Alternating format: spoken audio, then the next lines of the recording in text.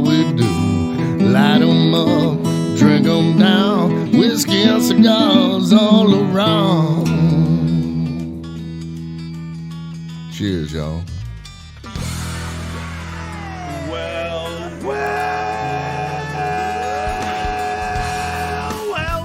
That's the sound of a party starting. Welcome, ladies and gentlemen, to this fine radio program, podcast, and video extravaganza known internationally as the world-famous Smokin' and Toastin'. Welcome to show number 247. We are, I would say... Halfway to 300. Halfway to 300, yeah, at least. Yeah. Damn close. The math works out. We have a great one for you today. Not like all those other crappy shows we did the previous weeks with people like Chris Hart and stuff like that. We have Tom Paynter, the co-owner and marketing director with No Label Brewing Company, in the studio, and this is one of what we like to call our righting the great wrongs shows, because we should have done this a long time ago. We're such fans of your beer, and you know it's very regularly in both of our refrigerators, and your cans are very regularly in both of our, outgoing trash. And so we really should have done this a long time ago, but I'm glad we're doing it today. Well, this makes you the best people in the world, your customers. Yeah, that's right. We are. In fact, we have a saying here on the show that Smokin' and Toastin' directly influences sales. And we know for a fact that it does, because very often Ian and I will stop and buy some of what we've tasted on our way home. Yes. From doing the show. So we know that it has an actual direct impact on sales, and that's a good thing. So Tom, welcome to the show. We're excited about finding out all about what No Label is about and how you got started and what your sort of view is about what's going on in the brewing industry these days, in the craft brewing industry. So we're excited to have you on the show. Now, you also do your own show, which is a regular weekly show, right? Why don't you tell us about that? Yeah, ESPN's Drink of Ages radio show. It's with a guy named John Denman, who's been radio personality for a while, and then how were you able to find a radio personality that drinks? Was that difficult? was not hard. I opened the door. I was like, "Who's thirsty?" Good. It usually works. He's a close friend of mine, and he took a break during COVID, like a lot of people did, and he was just kind of trying to figure it out, and then he asked me. He was like, should I bring the show back? And I was like, I should definitely bring the show back. He's like, I don't want to do it alone. I've been doing it by myself for so long. I was like, well, find yourself a co-host. Like, it's better to do it with a friend. And he's like, that's a good idea. Find someone in the brewing industry. And he's like, that's great ideas. That's a good idea. And I was like, yeah. And then a week later, he was like, all right, we need to talk about the show. I was like, did you find someone? Yeah, I did find someone. And I was like, all right. And then he started, and then he pitched it to me. He's like, it's gonna be you. I was like, John, I don't want any more responsibility. Right. Yeah. And you got this little brewery to run. Yeah. And he was like, it's not that hard. You sit down, you talk to people, you drink beer. You already do this. Just add a microphone. Yeah, exactly. That's a little bit how we got started, actually. And those really are, we make fun of our buddy Chris Hart all the time, but he's got the greatest idea for a show ever. Interview interesting people and drink while you talk. Yep. It's not a bad idea at all, So anyway, we are thrilled to have you on today. We're in the studio with No Label Beer, so we'll be trying out, I think he's brought 4 different brews for us to try, a couple of which I have not had, so I'm very excited. Super excited. And then we'll also be tasting some tequila today. Ian, will you show off that bottle? Man, look at this crazy. I don't know which side to show off. I don't even know which side This looks like me after I've been drinking tequila. That is called Adictivo tequila.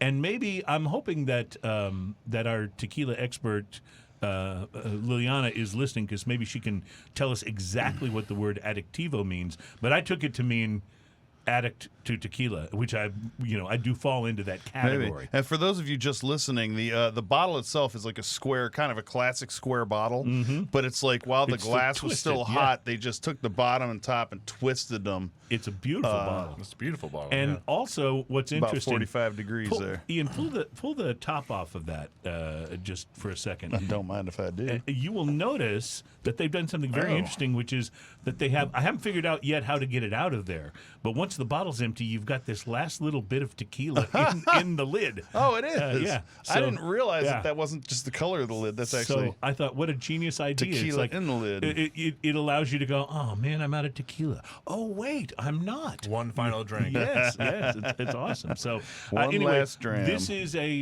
Aniejo tequila, and it has been aged in French oak barrels, so that should be interesting, and I'm looking forward to trying that out. Also on the program today, we have some new cigars to watch for, a few things going on, including, we mentioned this last week, but I didn't really give you the details. Boston Beer Company, the people that make Sam Adams, and a whole bunch of hard seltzers and other things, they have teamed up with the Pepsi Company to produce hard Mountain Dew. You know, teenage Ian Yeah. is rejoicing right now. Were you a Mountain Dew guy when you Oh, were? yeah, totally. Yeah, Totally. Mountain Dew all the way, yeah. Yeah. Until the one day I realized how much heartburn it gave me. Yeah, yeah. And then you had to back away. Well, I'm sure having it include alcohol won't temper the heartburn thing Not at at all. all. No. So there's that. But anyway, it's an interesting story. We will talk about that. We will also get into a few lists, I think, if we have time. And, a truck carrying Jack Daniels bottles overturned on an Ohio highway. Were they empty bottles or full bottles? Well, you're, now I don't even have to do the story because the good news is they were empty bottles. So, and I'm not the biggest fan of just regular old Jack Daniels, but you had to figure there were a few bottles of their, their more special stuff on the truck as well. So, yeah, but they were all empty. So all they did was make a big mess. I'm sorry, I didn't mean to blow the story. It's okay. It's okay. We have plenty of other stories, including, by Nice the way, bubble. yeah, this is what happens. See, when I don't, and this we do this on the show. I don't clue Ian in as to what the stories are. All he's seen is maybe show notes where there's a sort of a headline. For my part, I adamantly don't pay attention until it's pointed straight out to me. It's good to keep it fresh. Yeah, Yes. exactly. And that Because way I want get a my natural- responses to be very a natural response. Yes, absolutely. Very authentic. So we'll see what your natural response is to today's drinking news. Today's drinking news, the teaser headline. Oh, you can play the ukulele. Yeah, oh, he actually can. The Marvel Universe expands to add a new hero, Bunny Man. That will be the subject of our drinking news in a later segment today. So no label beers, some Anejo tequila, a lot of fun things to talk about, and thanks, by the way, we were joking about him earlier, but thanks to our Smoking a Toast and whiskey expert, Chris Hart, for being on the show last week. Experts always hate being called experts. I know, and that's why we continue. I think to call because them everyone thinks it's pretentious if you call them an expert. but- Well, it definitely is pretentious if you call yourself an expert.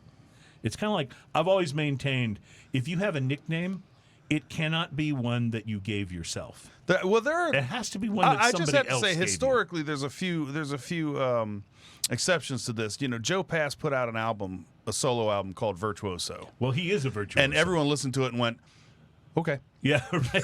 I mean, sometimes that happens. Exactly. But generally speaking, though, you don't get to give yourself a nickname. That has to come from somebody else. People who give themselves a nickname, that's a little pretentious, if you ask me.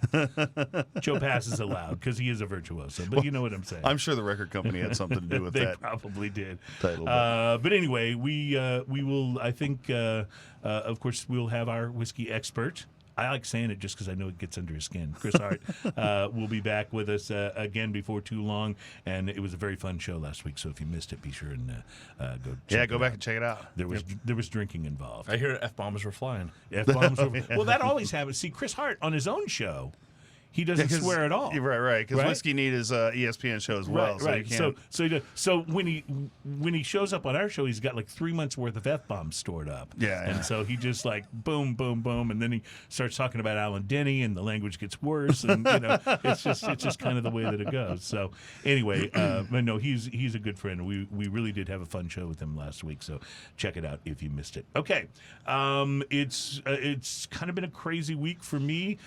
Ian was kind enough enough to come and pick me up at my house today, and we both went and got to spend a little time at the Casa de Monte Cristo, one of our favorite places, and both had a chance to smoke something interesting. And I will let you go first, my friend. Tell me about your cigar. Well, this morning I was wandering through the humidor, and I picked up a Joya de Nicaragua. Let me find my notes on it. There we go. Joya de Nicaragua cuatro Cinco, which... So, Joya de Nicaragua, we were talking about this at the cigar store. This used to be one of those less expensive brands. You could get a Joya de Nicaragua cigar that was pretty good for $5-6. Yeah, It was not an expensive cigar. I think they may have even had a few in the line that were less than that. And they also had the really cheap-looking labels with just the green leaf on it. I remember that. The brand got bought a couple of years ago by Drew Estate. And the first thing you'll notice about the difference is that the prices have all gone up. The prices have gone up. Yeah. Well, the whole conversation started when we wandered through the humidor and we saw a $20 Joya de Nicaragua. Yeah, I mean, that would have been unheard of. By the way, if you speak Spanish, loosely translates to Joya of Nicaragua. Okay, good. Just so you know. That's good that you were able to point that out, folks. Thank you. So this was the Cuatro Cinco Double Robusto. This was a 5x56 cigar. This is a 5-year oak barrel-aged Nicaraguan Puro, and it's Cinco or Cuatro Cinco obviously is 45, so this is their 45th anniversary cigar. Okay. The pre-light sniff on this warm tobacco / humidor kind of flavors. You know that smell that's just kind of like when you walk into the humidor, it's such a beautiful smell. It's like walking into a brewery and you smell it. So I feel like that smell is kind of like tobacco and cedar. Yeah. Kind of intermingled with each other, right? But it's not the smell of just a cigar. No. And most of the time when you pick up a cigar, it doesn't have it. But this had some of that into it. And it could be because I don't know how long it's been in the humidor, but this... Sometimes even if you open up one of your own humidors at home... Oh, I do that sometimes anyway. Just open it up and take a whiff. It's so nice, yes. So the pre-light sniff on this warm tobacco / humidor, some barnyard, rich earth, and some Virginia pipe tobacco. Oh.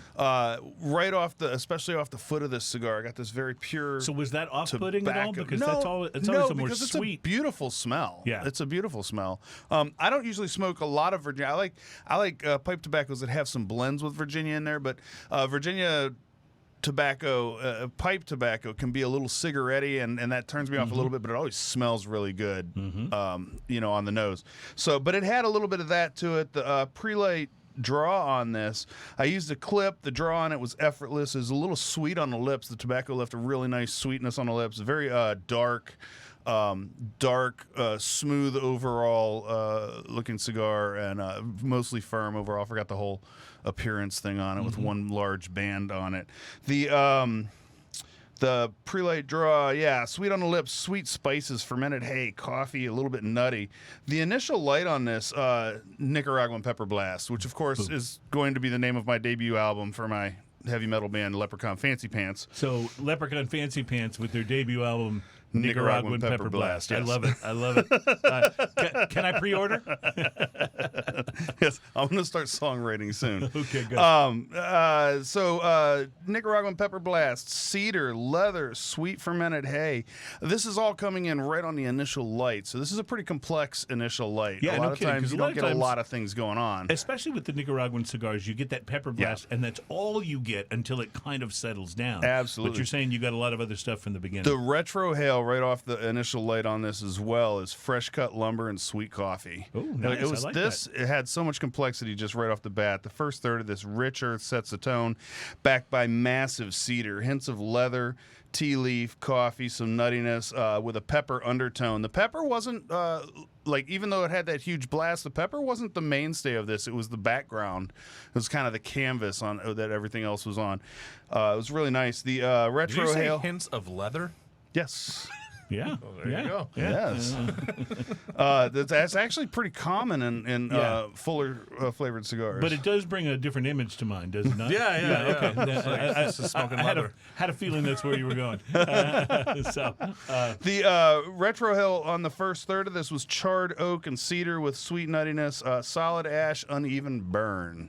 Oh. So the burn started off kind of uneven on this, and I just left it. I didn't bother with it. It didn't get real uneven, so I just left it, let it do its thing. The second third of this, I peeled the label off, and if you can pull up this picture of the label, I peeled the label off, and there was a little bit of an Easter egg under the label. It was this beautiful picture of the rolling room. And it says this special blend is a tribute to Joya de Nicaragua on its 45th anniversary and to the establishment of premium cigar industry in Esteli, Nicaragua in 1968. Oh, nice. So you were right about the 45 thing. Yeah. Okay. Yeah. So I try to go only with facts that I've heard Spanish- secondhand. Your Spanish is intact. So that was kind of fun. Deep, rich earth and oak takes over at this point. Traces of nuttiness and dried fruit in the background. Sweet nuttiness and coffee going all the way through this. The retro hail is peppery and woody.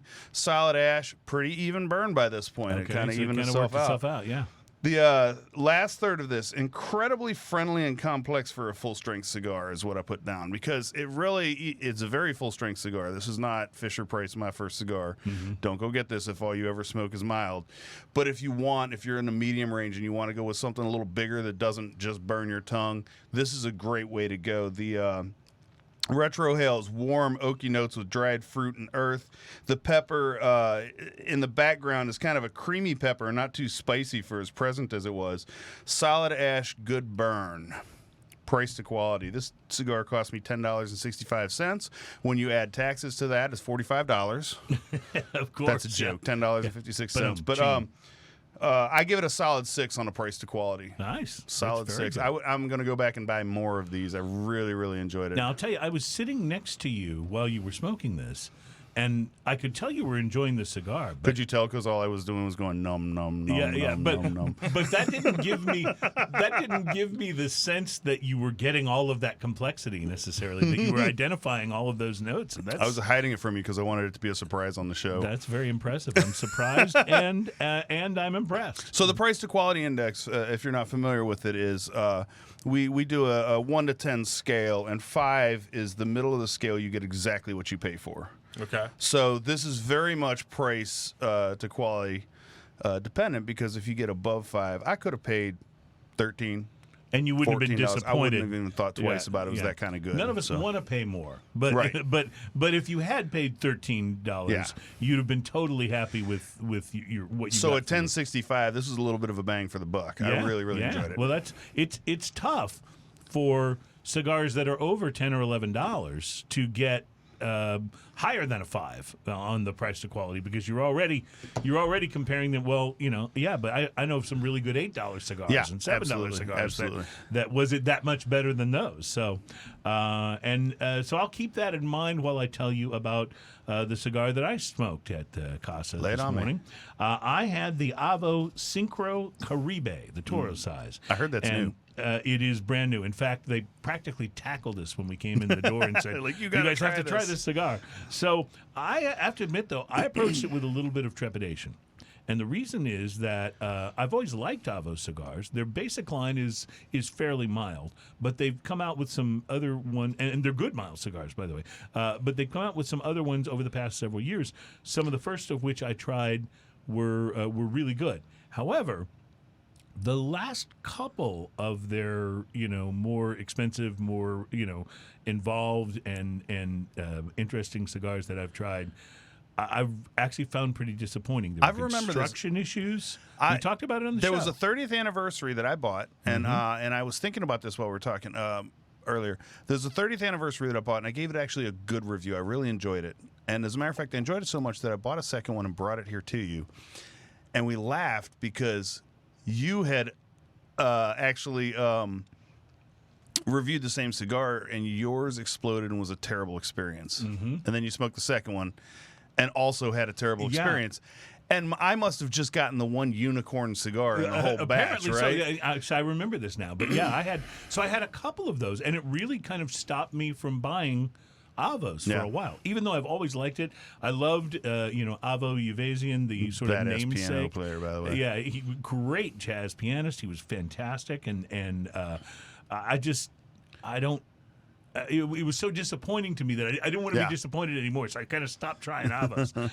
But today, the Casa guys said, you got to try this, so that's what I did. Caribe, they've had other cigars in the Cinco line before. This one is named Caribe, which is not only a very tropical word, but it's also the title of one of Avo Uvasian's songs, which, by the way, you can find on Apple Music. It's jazz. Spotify. It's a composition. Jazz piano. It's nice, yeah. It's a Dominican wrapper, Ecuadorian binder, and has filler from the Dominican Republic and Nicaragua. The pre-light was very earthy, which I love. I love when you do that pre-light sniff, and maybe you cut the cigar, you do a little draw, and it's got that earthiness. That always is the most promising of the pre-light flavors to me. That and maybe chocolate. But the pre-light was earthy, no barnyard. And I will say a lot of the Avo cigars I've had before have had that very much barnyard, which is not necessarily a bad thing, but it's been almost like a signature, especially on their milder stuff. When the guys at the shop mentioned when we came in that this is not like a lot of the Avos. No, in flavor not. profile. There were notes of leather and spice on the pre-light. It had a nice, easy draw. I used the V-cut there. I love using their V-cut because they have one of those that's on the table shelf, and you go shum, shum. It's awesome, and it does a great V-cut. So I did that. I lit it up. Got a nice blast of Nicaraguan pepper. Blast, which makes me think that the Nicaraguan and Dominican tobacco mix in the filler is probably mostly Nicaraguan, because Dominican doesn't usually give you that. From the very first puff, though, I knew this was going to be a better experience than my last Avo. The smoke was rich and full. The flavor was already nicely balanced, even just a puff or two in. And the first inch burned nice and straight. And I was like, okay, good. This is a good sign. Flavors seemed full in the first third. The nice pepper note on the palate was balanced out by a really subtle sweetness on the retrohale. They worked together really well. There were also some nice flavors that I almost want to call tropical. Maybe I'm being influenced by the name of the cigar a little bit. But there was like some tangerine zest, and unless it was my imagination, maybe even a little hint of a coconutty kind of a vibe, which you don't experience that a lot. That's in an cigar. unusual one. Yeah, for sure. Second, third stayed with the tropical vibe, earthy, and a hint of coffee crept in as well. Once I tipped the cigar the first time to drop the first inch and a half or so of ash, and there's I think one of the pictures shows how long that first inch and a half ash was. And it just clung and probably would have gone further, but I knew it was headed for my shirt at some point. So I flicked it off at an inch and a half. And then once I did that, the next one went on for another solid inch. It was getting close to the band, so I didn't give it a chance to do much more than that. I dropped that in the ashtray as well. Last third was just as good as the first two. Black pepper, lots of earth, a nutty profile, all blending just beautifully. Still with that wonderful just hint of tropical flavor and sweetness on the retrohale. So I want to say a big thank you to Ken and Steve at Casa de Monte Cristo for insisting that I try this, because I might not have. And it was really a great cigar. The burn was flawless. Complexity was awesome. The cigar was very smooth. I really enjoyed it. Avo, in my mind, is totally redeemed. As far as I'm concerned. Yeah, everybody has bad cigars every once in a while, right? The Cinco Caribe was a $12 cigar and worth every penny. Honestly, I'd have still been thrilled at $15, and I don't buy a lot of $15 cigars. So, 12 is usually about where I top out. And I kind of live in that $6, $7, $8 range most of the time. But it was great. Thumbs up, highly recommended. Price to quality, I will give it a 7. Nice. A good day for cigar reviews. Good day for cigars. They did really well. So, okay, we're going to take a break, mostly because I'm thirsty, and I want to get back and start tasting some no-label beers. What do we want to taste first when we go into the beers here? You know, I just cracked open a 1980 Kolsch. That's probably that's a perfect place to start because it's only going to get worse from there. Awesome. I can't wait. No label in the studio today. It's starting at the top, rolling downhill. We will be right back. All right, Ian, I'll pass those over to you.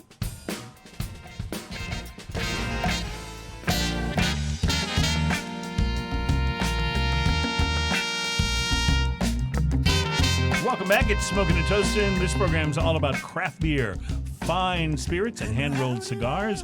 Tom Paynter from No Label is in the studio today, and we're about to start with some No Label beers. I wanted to tell you, just in case you were planning to attend one of these, that... oh, that's so nice. That's so nice. You know, every time we do that sound effect, it costs us a whole beer. I know. I'd consider it royalties for the sound effect. Yeah, that's just the way it works.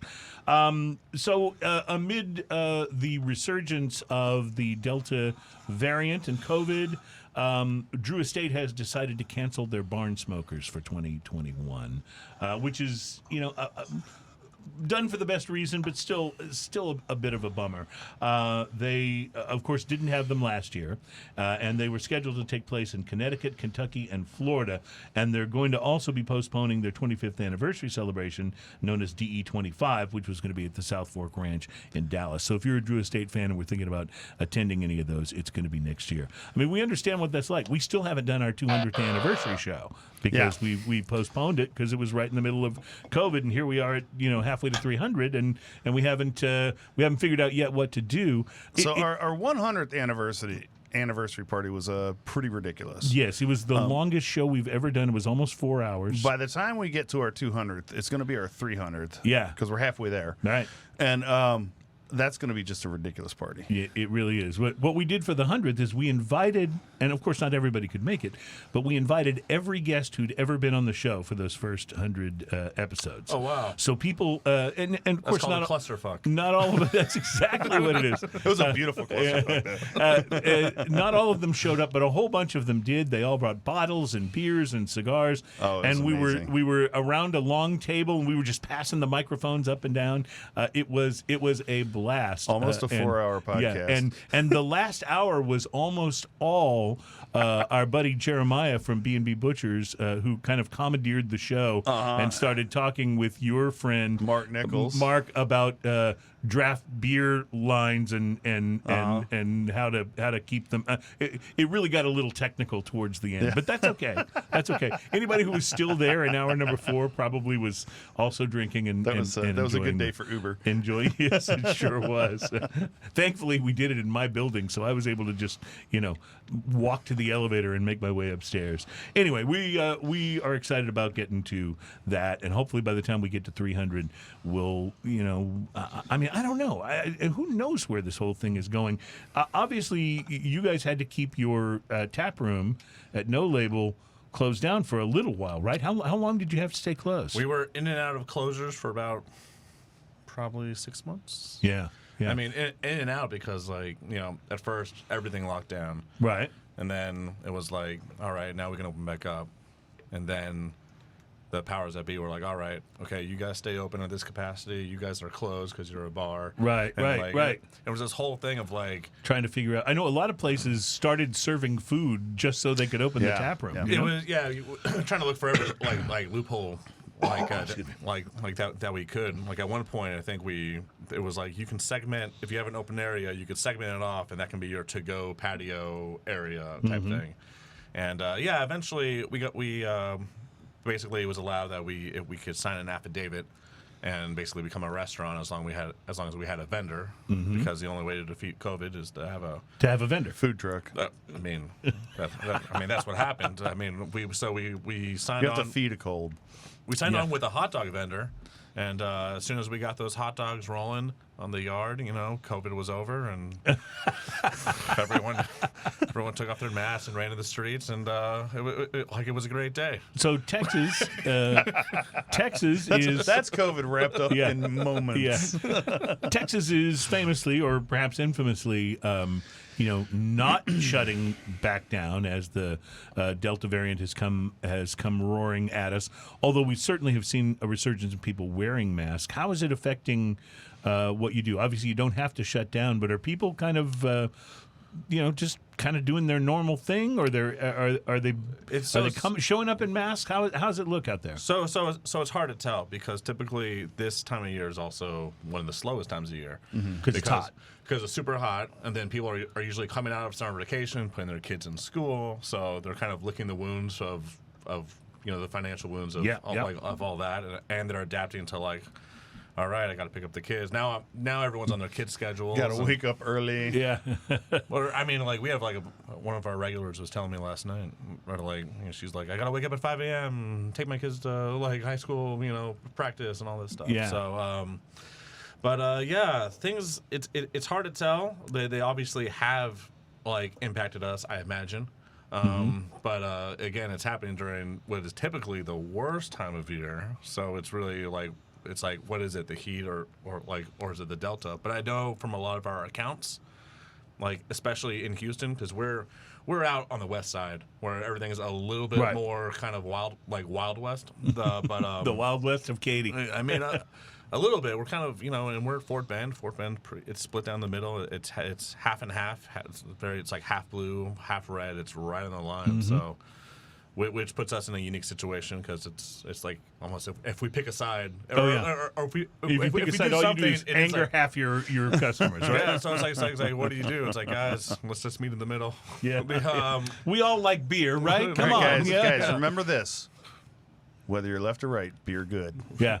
We talk about this all the time, actually, mostly in the context of cigars. But one of the beautiful things about cigars is that you can be in a cigar lounge sitting next to, a Republican on one side, a Democrat on one side, and none of it seems to matter. And everyone talks about cigars. Yeah, everybody's talking about cigars and other things. It doesn't have a tendency to get, divisive.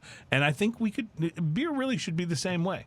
Beer is not political. It's something we all enjoy, right? We don't. I mean, we have people of every color and creed and religion and political ideology that'll come through the brew house and it's all pretty good until like someone goes like X a number of beers in and then and then they start espousing their philosophy one way or the other. Right? I have a buddy who does like all of our branding and he just cannot help himself just like no like because then all of a sudden everyone who is like having a quiet conversation about like I'm going fishing this weekend, it's like everyone's got an opinion about something, but I don't. Once they start coming up, it's like a war zone in the brewery. I got a buddy Zach that hangs out there. He talks about it all the time. Big tall guy. His wife Sarah, she's about a foot shorter than he is, and she's about a foot taller than I am. Does he talk about politics a lot? No, he hangs out there a lot. Good, all kinds of people going. He's one of my CCSD members. Okay. Well, I hope what we all want. I think no matter what side of all of this you come down on, what we all want is to get back to as close to normal as we possibly can. Absolutely. We may disagree on what has to happen to get there, but the sooner it's okay for us to, hang out together and enjoy beers together, it's the better I think it's going to be for everybody. Now, you guys have got pretty decent distribution into like everywhere, grocery stores and other places like that. Did you see any kind of a spike during the middle of COVID in your grocery store and on premise? Not on premise, but your store sales. So the short answer is absolutely. We were at a point where our tap room was closed. We had no bars to distribute to. So they were closed. So we just started collecting kegs. We kind of built a fort. A keg fort. I like it. That's a grown-up version. We had friends at Spindle Tap, and they were like, "We have a keg castle." And it's like, "Oh, well, we only have a fort." We only have a fort. Leave it to those Spindle Tap guys to try to top you. Yeah. Forts are much more Texas than castle. Though. That's Castle's true. a little more English, I think. Well, New Castle's very Ren Fair, so you're into that. Sure. That's true. So, everything went up, but with that came. There was a great can shortage that affected like everyone because I remember that. Yes. Everywhere, like everything is packaged. Everything is the stores. Everything is playing to that. And this around the country, right? So then all of a sudden it was just we couldn't find cans to save our life. Luckily, Eighth Wonder they had some misprinted cans that needed a home, and we actually, even though we're no label, we actually use labels. Right, I noticed that. I was going to ask. So we were just labeling Eighth Wonder cans, and people kept on being like, "Is this an accident? Like what's happening?" No, it's a can elaboration. Let's go. A can elaboration. Very nice. So totally I've works. seen actually quite a few cans from different places that were printed as one thing and then with a different label on them. Even whether it was in the same place or it's what happens when there's a can shortage. You go for any cans you can get to get the beer out there. I also love that different breweries are helping each other out. I think that's awesome. That's awesome in the industry. We talk about this in cigars a bit, how, there's friendly competition, but there's such a level of cooperation and even collaboration in so many cases, and we see that happening in the brewing industry a lot as well, particularly with craft. I mean, you don't necessarily see a Bud Miller collaboration, but you'll see it in craft beer. You won't see that because Budweiser puts on a whole movie about who can make the best The most Budweiser. Budweiser. Yeah. That's, Not that. Have you seen this? No. He's telling me about this. Apparently, there's a movie, a documentary from Budweiser. I always forget the name of this. I think it would be called King. It's a contest within Budweiser with their brewmeisters to see who can make the most Budweiser.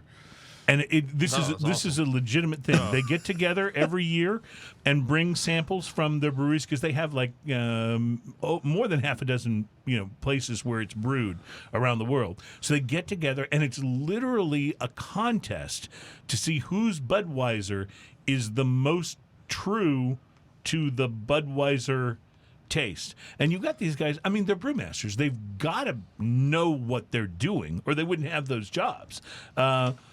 You just think of the wasted effort. They could be coming up with such great beers, but it's not about who makes the best beer. You can make the best beer and finish last in this contest. In fact, you probably would.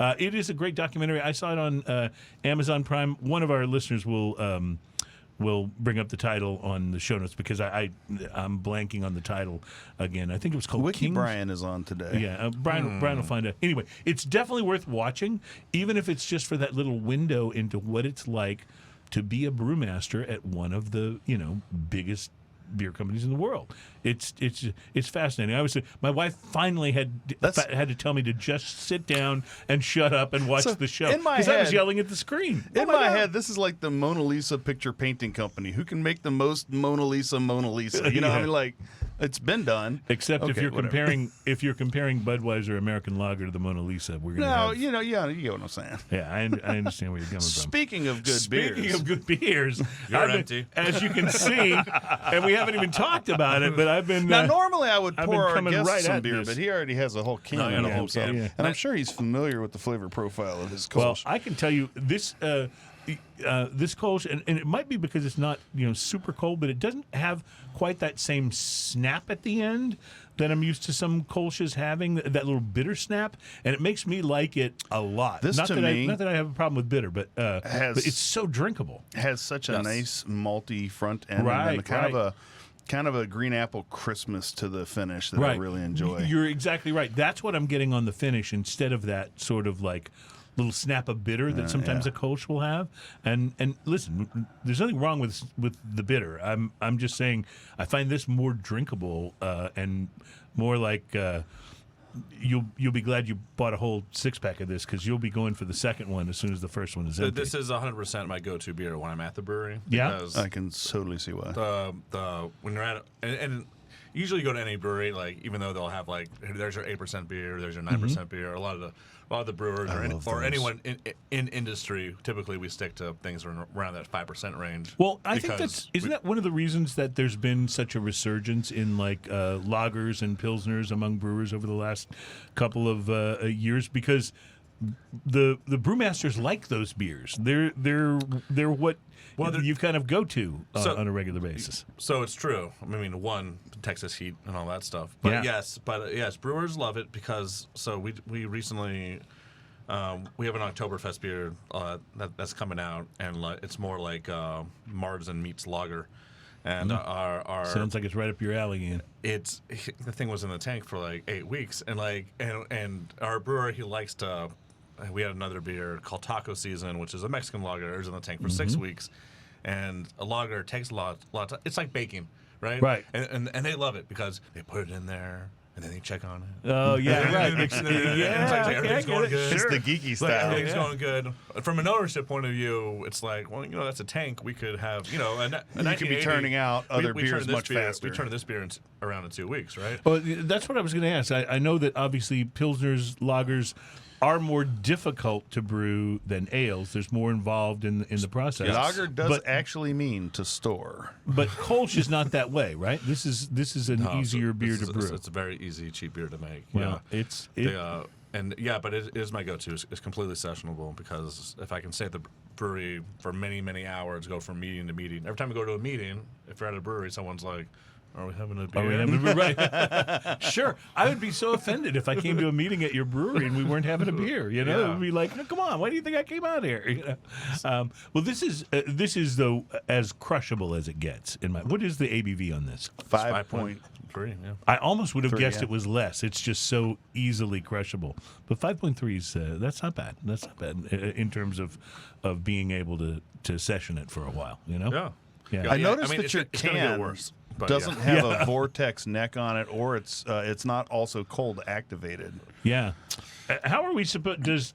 How do you know if this is going to be drinkable? Does the This car, is us making fun of the Does the car on the industry. front of here turn from red to blue when the beer is cold? You know, if we had a little bit more money in our Yeah, system. if you just had those marketing That ideas. actually would be cool. The can is awesome. The can is Yeah. says 1980, and it has it in this very 80s glittery lights. Was there a kinda specific thing. reason you went with an 80s theme for this beer? So this is actually originally before it was just kind of 1980 Americana, that type of thing. We recently did Anthony Guritti from Beer Chronicle Houston. He did the redesign, and we still kept it red, white, and blue, but we wanted to.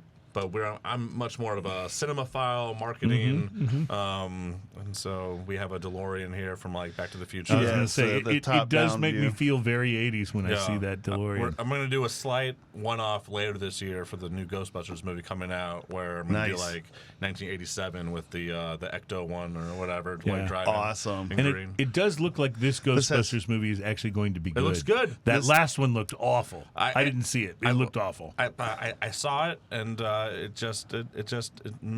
it missed the mark. Is a nice polite way to well, say it. you know what? It's hard to follow up Bill Murray. I'll just say that. You know. I don't feel like I watched it, but I don't feel like I wasted my entire time. Like Okay, well, I've that's I've good. seen movies where I go, well, that's 2 hours. I'll never get back. Right, exactly. I don't think that the last one was that bad, but I think It you're just right. didn't know missed what it a little it bit. just didn't know what it kind of wanted to But be. it flopped around a little bit. Yeah. I saw the trailer and it convinced me not to see the movie, which is exactly the opposite of what a trailer's supposed to do. Yeah. you This, know? this can has such an I love the 80s look. Oh, it really does, and I love it. Is there anything particularly 80s about Kolsch? No. So it's just and that's cool. It's just a marketing idea. But I thought if there was some secret 80s thing behind Kolsch's, I wanted to know. But no, I love the crispness of this beer, and like Ian was talking about, that kind of green apple on the finish is just so it really invokes what I like to call the Doritos effect, which is I want another sip. I'm you know? curious because, we're talking here with someone who makes this beer. Mm-hmm. Were my comments about it completely like, what is this guy talking about? Ian, your comments are Because always he was pretty quiet. Your comments are always, what is this guy talking about? What? I like to think of myself as a listener. Well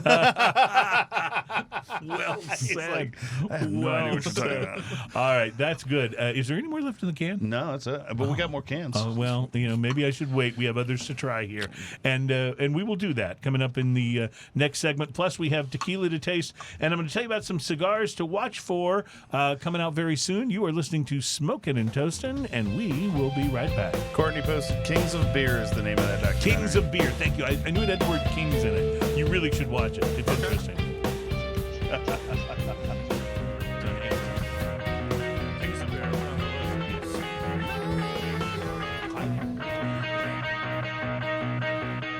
Welcome back. It is Smokin' and Toastin'. It is show number 247. We are in the studio with No Label Beer, righting a great wrong on the program by finally having these guys on, because we really should have done this a long time ago.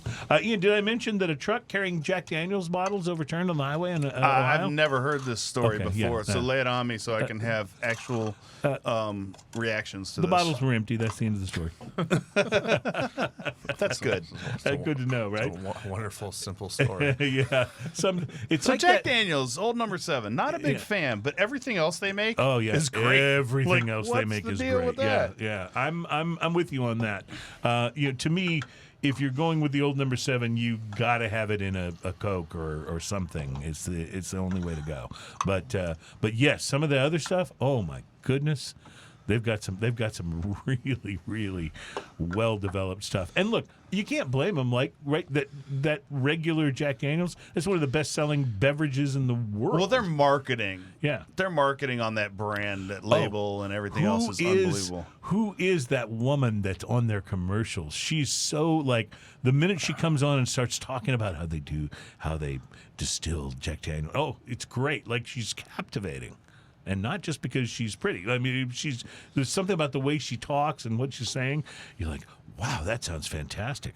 Which I guess, you're a marketing director. You understand the power of marketing. And you guys have done, I think, some very interesting and expressive can labels. Now, I will admit, No Label, in my mind, I still think of you as bottles because that's the first No Label stuff that I had. But when you guys started doing more and more cans, you really went all out with doing artwork and doing really interesting and cool can labels. So yeah, my background is I used to do marketing consulting, video and photo for St. Arnold, and then I started Buffalo Bayou's marketing, and then I did work with Fort Bend, and then No Label, and then when we did about 4 or 5 years ago, that guy who's on that can, he's my best friend, and he's also the other owner of the brewery. He went to U of H, Garrett. We both became investors of No Label, and then shortly after that, we became owners.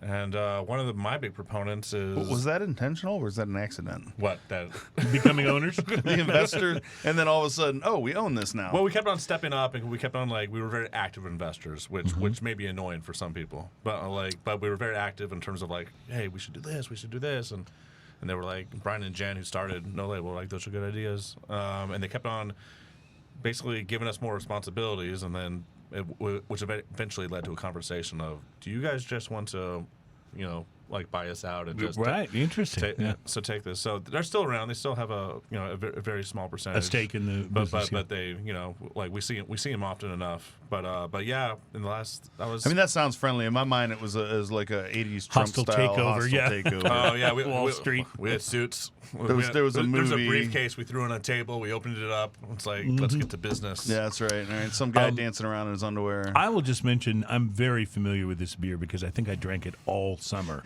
last summer.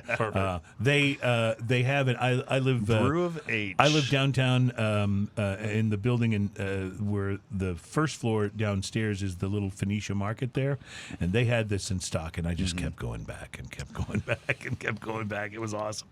But yeah, I love this. It's got a nice sort of almost a. There's a fruitiness to it. Well, the fruitiness, and then that wonderful hop bitter that just makes it just creates such a taste sensation on your palate. Makes you want that next sip. Mm-hmm. The Yeah, Doritos it's effect.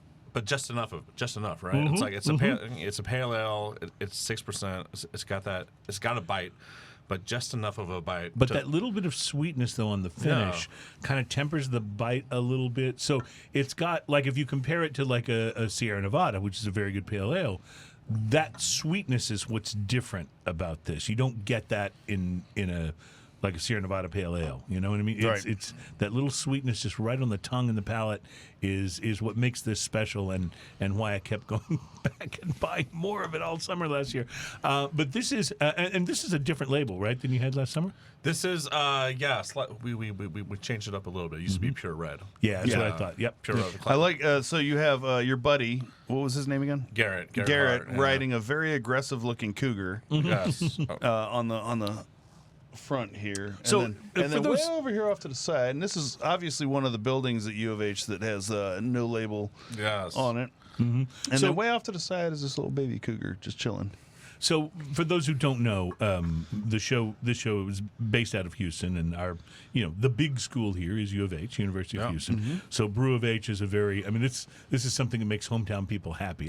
That's why I bought it first time. Other than the fact that all the other No Label beers I'd had been great, I was like, oh, I'll try this. U of H, sure, yeah. And I didn't even go to school there, but the point is that it's a very sort of hometown pride kind of thing. Absolutely. Because we in Texas, Austin really almost has the monopoly on well-known. Between Austin and University of Texas and Texas A&M. Mm-hmm. Those are the most, I guess, well-known Texas schools. Then you have some And up near then Tech. Dallas and Tech up in Lubbock.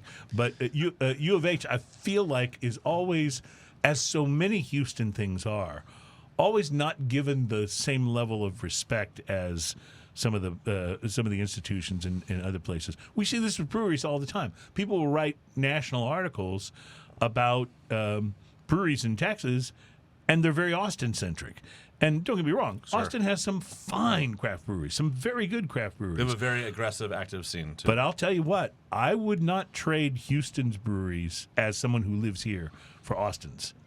Yeah. I think Houston's just got it going on when it comes to the craft beer scene. There are so many breweries here in Houston that I look forward to every time I see something new come out from them. I'll just try it like I'd never seen Kind it of before. sight Hey, unseen, I'll sure. just buy it. Absolutely.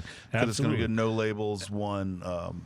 There's Eighth Wonder is one. Eureka Heights. Buffalo I love Bayou? a lot of those. Buffalo Bayou, St. Arnold's, like all these guys. Like Well, I will tell you, this is a really wonderful beer. It's one that I have had in stock most of the time in the refrigerator. And believe me, at my house, it's tough to keep any beer in stock. You know, Well, I don't know how your cup got emptied so fast. what, Ian, did you give me a cup with some sort of a I think your problem cup is here? broken. Yeah.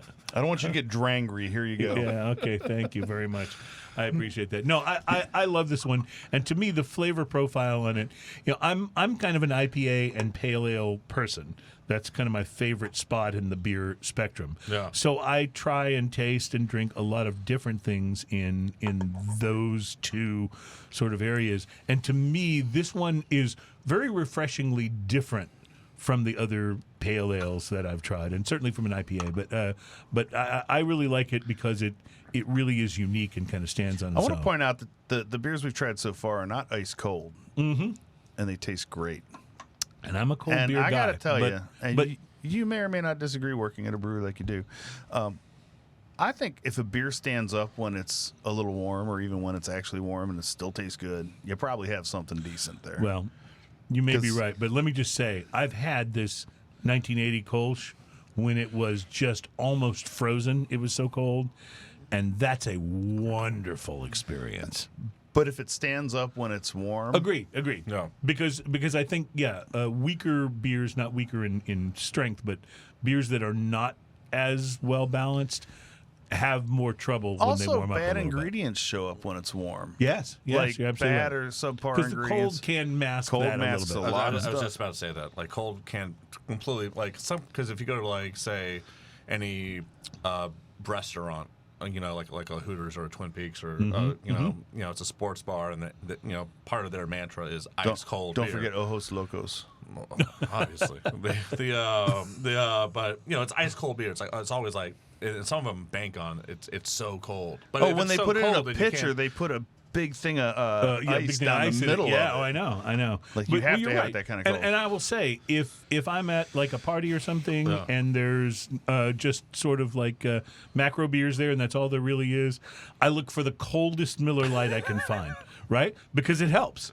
I'm just going to point out most macro brews, if we were drinking at this temperature, Ooh, would taste rough. like Yeah. what Have rice leaves behind when it's sat out for Have 3 you days ever on your had counter. ever had a warm Coors Light? It's Oh man, nasty. that's why that's a cold activated can. It's an early warning right, system. Right. If those mountains, it should say, if mountains are not blue, do not drink. That's what it should say. All right, we got to take a break. This is wonderful. I can't recommend this beer highly enough. It's one of my absolute favorites. Well, we're about to enter the danger zone. So Okay, well, I'm excited about that. Keeping the '80s theme going. Dun, dun, dun, dun. We'll be right back at Smoking and Toasting. All right.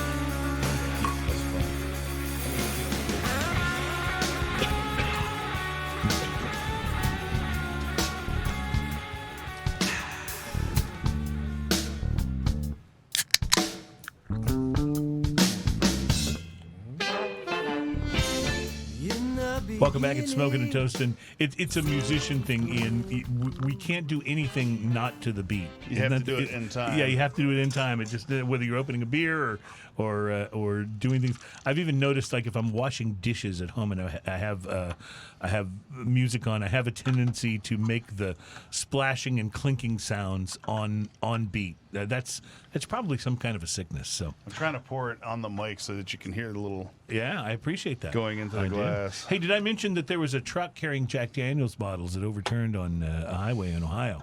Ooh, tell me about this. Yeah, the bottles were empty. What happened to the truck? I have no idea. It turned over. I love turned that over. story. Nobody cares about the nobody truck. cares about the truck. That's exactly right. Was the driver okay? I don't know. So every time there's another follow-up. Our program, by the way, is brought to you. I've been negligent in mentioning our sponsors. Our program is brought to you by the fine folks at mycigarshirts.com. Great shirts on the web for people who are cigar lovers and the people who love them. And you can check them out at mycigarshirts.com because cigars. Absolutely. So now, I noticed you didn't say a whole lot when we were doing our cigar reviews. Are you a cigar smoker at all? So the short answer is no. Although if I'm on a fishing trip or something like that, yeah, I'll usually wake There's up. a time and I'll a wake up place. at 5 a.m. and I'll be like, oh God, I smoked cigars last night. I used to when I was in high school because I thought that was the cool thing to do was to smoke cigars I found a loophole in my school's a student manual where they didn't allow cigars in open containers, which is a weird. Why would you even put it like that? So I just found cigars and that had the like boxes and whatever. yeah, the boxes or like a Yeah, and so I got caught with those and they were like, you need to be suspended. I was like, excuse me, they're in a closed container. And then, so then I graduate. I go study in Austin, and then I don't know how they do this, but they find my address and they mail me a manual that with an amendment that says also includes. wow! No kidding. New rule. I was like, that school is pretty You were the vindictive. only person I have ever met in my life that said, well, I smoked cigars in high school. Literally the only person I've ever met. Wow. Couple of cigars to watch for. One of the ones I had on my list we've already talked about here today, and that was the Avo Synchro series, which has the newest release, the Caribe. So it is the fourth release in the Avo Synchro brand, which includes Avo Synchro Nicaragua, the Synchro Fogata, and the Synchro Ritmo. I think it was the Fogata that I had such trouble with, and I loved the name. It made me think of it. Isn't there a place here called La Fogata that's like one of those restaurants where you go and do the pot thing where you dip stuff in the chocolate or the I don't know if I know what I'm talking about. Clearly, you guys have never been to La Fogata, and it's been years since If you guys are listening to this, I hope you could hear the looks on our faces as we stared blankly at you certainly could hear the despair in my voice when I realized you had I wish no this little idea. sound machine had there's no crickets. Like this should have like some crickets on it. Crickets or would have something. been totally apropos. Veteran cigar maker Ernesto Perez Carrillo has made a that guy's limited badass. edition cigar exclusively for the members of the Tobacconists Association of America, the retail members, and that TAA cigar exclusives. That cigar has just started shipping to retailers. It was made in the Dominican at the La Alianza factory, and it's the TAA 2021 Toro, 6x52, composed almost entirely of Nicaraguan tobacco, except for a little bit of Brazilian leaf in the filler, and the Brazilian leaf is Matafina. So Ernesto said he had not used that particular tobacco since its early days in Miami. It's medium to full in body, retails for about $9.50, and only 1,000 boxes have been produced. So I like to tell you about these things, so if you see them and you want to try them, get one now. Because those TAA exclusives are almost always fantastic, and if you see them, snap one up. And one of the world's more intriguing cigar shapes is coming back, the Alec Bradley Trilogy. A cigar that's pressed like a triangle. Do you remember these from like 5 or 6 years ago? I smoked a number of these. One. Yeah, they were really good. It's pressed in a triangle, like a box press, but in a triangle shape. Triangle press, a pyramid press. It's been off the market for more than a decade, and so a lot of smokers have not seen one.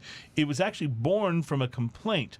Alan Rubin, who's the owner of Alec Bradley, remembered the words of a colleague who said there were just too many round cigars on the market. So he went out and made a triangle-shaped one. He went to Home Depot, he said, and they were demoing a DeWalt saw, and he said, does that thing cut angles? And soon he had created a do-it-yourself cigar mold. And that's how the triangle cigar was born. There'll be 3 blends in a Toro size, 10 per box, only 1,000 boxes of each, so look for that as well. I'll have to try that. A couple of new cigars coming out. All right, so tell us about this. This is is it Cali Boy? Is that It's what Cali this is Boy. called? And Ian, can we show one of those cans to the camera, because that is a very distinctive can. You know, Yes. for we kind of touched on this, but for a company called No Label, your can labels are awesome. You know.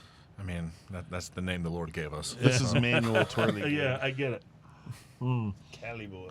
What was the idea, or was there a specific idea behind? And I realize this is before you guys were involved, but behind it being called No Label, the brewery. Yes. So Brian and Jen had this great tale where they're the original owners, where he was telling me, I asked him the same question, and he's like, one day I was out tearing a bottle off bottles, drinking beer, and I was like, we need a, and he was a home brewer, and he's like, I want to start a craft brewery, yada, yada, yada. And just kept on ripping labels off. And then it was just like, I'll just call it No Label, yada, yada. I'm listening to the story, and I was just like, Brian, that's wonderful, but Kind of hard to market. But well, I told him that ripping labels off is usually the sign of sexual frustration. So, No, I have heard this.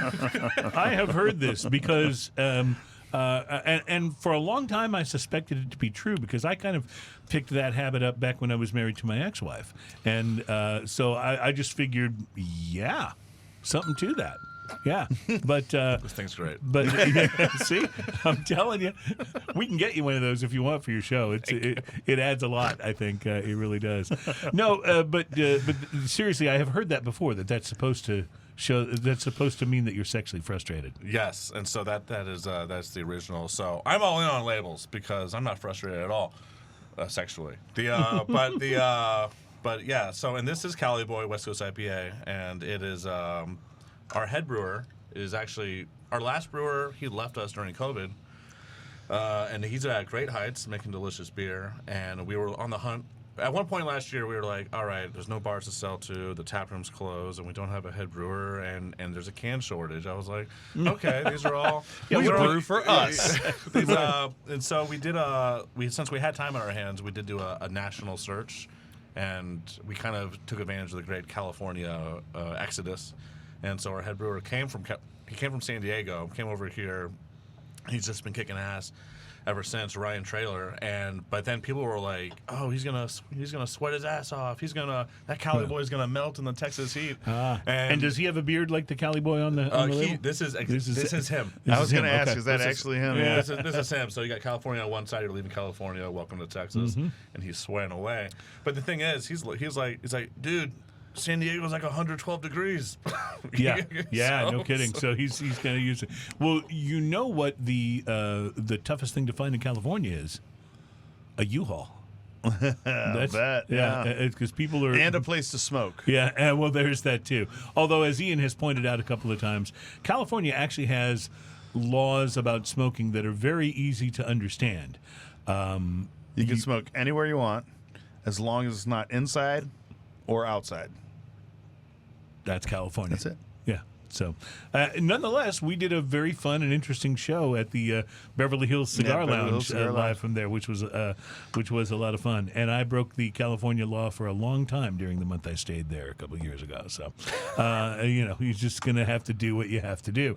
I love this beer. It is definitely it's definitely a West Coast IPA, but it is not. A lot of the West Coast IPAs though, I find fall into, because the New England style is a little juicier, and the juiciness or the haziness sometimes offsets the hop bitter.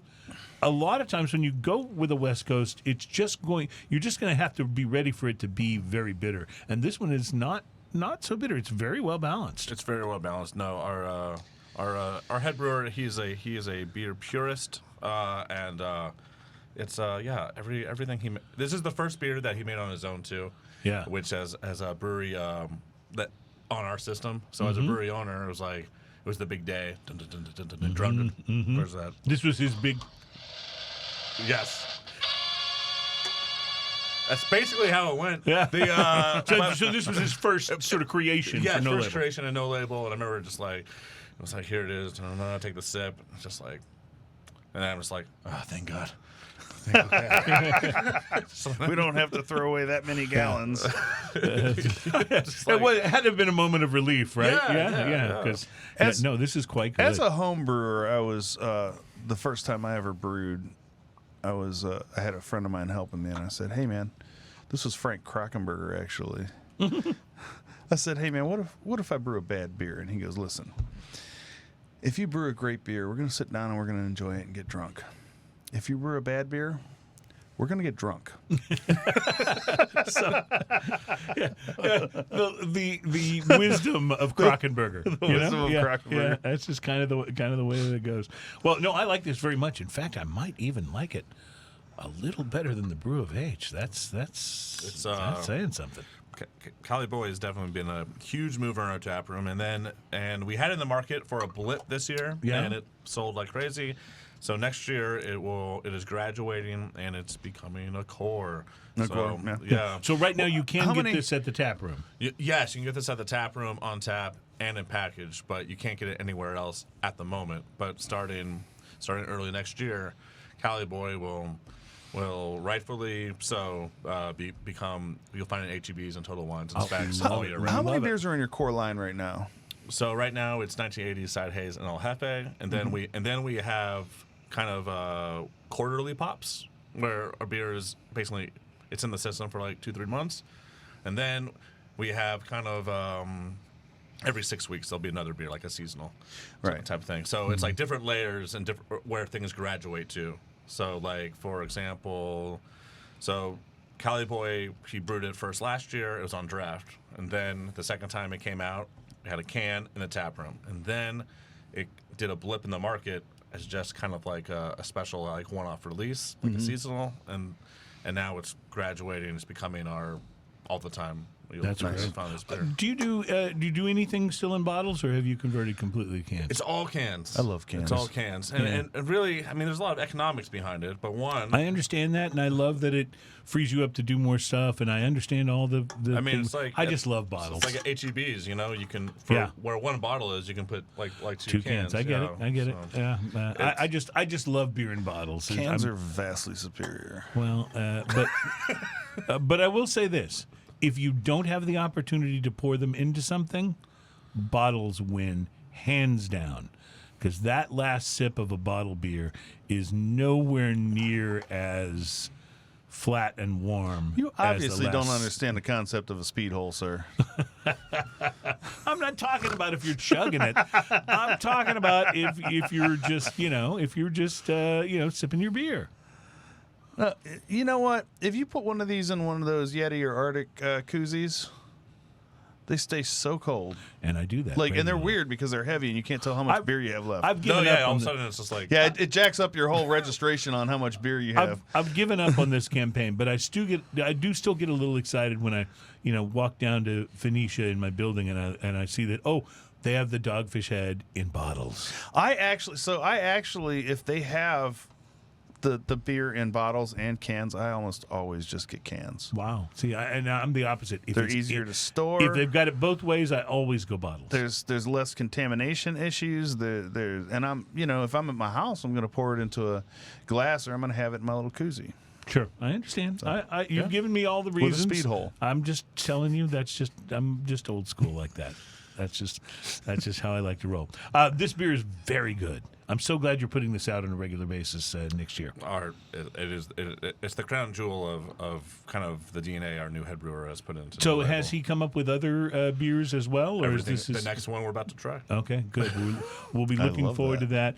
In fact, we will take a break, and when we come back, we got a lot to do in this next segment. There's tequila involved. We'll be trying Kevin's Mom, the India Pale Lager, yet another creation of your new brewmaster. We'll be trying the tequila, the Adictivo, That just sounds like a Adictivo dangerous. tequila. Sounds like a dangerous thing, doesn't it? Addictivo. This is going to be the best segment of the entire show. And as if that weren't enough, drinking news. Next segment, all coming up on Smoking and Toasting. Tequila with a Kevin's mom back. You get to learn about Bunny Man.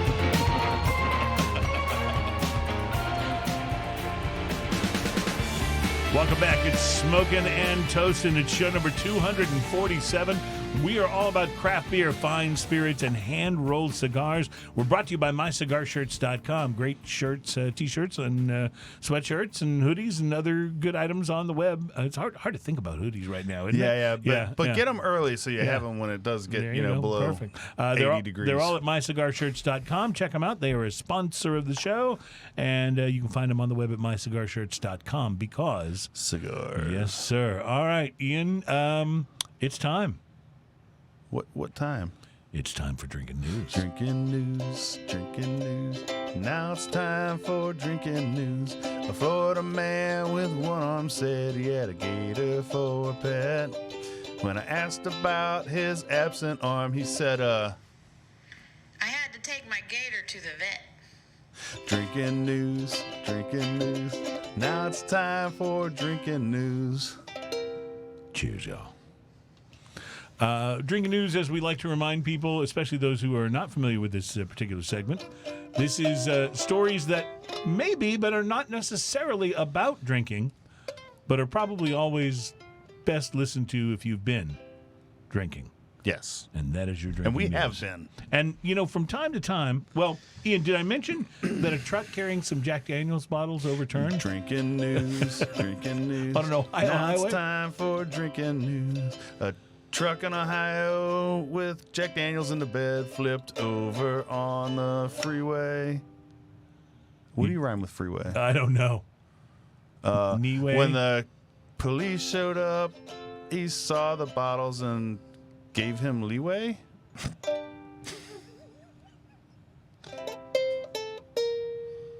I liked it. Okay, go ahead. Okay, yeah. We're going to work on that. From time to time, you'll hear stories about We might be making things up. You'll hear stories about good Samaritans or innocent bystanders who jump in to help someone who is in trouble. We always enjoy these kind of stories. Heartwarming. Yeah, they restore your faith in mankind, right? They jump in maybe to protect someone from a bully or some kind of an attack, right? Well, a Florida man, he recently found this out the hard way after he bumped into a woman in Orlando. And by the way, don't show the picture yet. Hold on to that. Before he bumped into a woman in Orlando and words were exchanged. When it began to appear that he was likely to assault the woman, a bystander jumped into action and administered a serious beatdown to the Florida man. Which all sounds like something that, could happen anywhere. Except in this case, the Florida man was pummeled into submission by, picture please, the Easter Bunny. A man dressed from head to toe in a white, human-sized bunny outfit came to the woman's rescue and subdued the Florida man with his, and I'm quoting from the news article here, bunny fists of fury, end quote. Admittedly, there is not much more to this story except for the opportunity for us to thank another bystander who goes by the name Workfifth on Instagram, who managed to capture this image of the superhero Bunny Man in action, Bunny Man. which we will share with you here, of course, if you're watching the show on.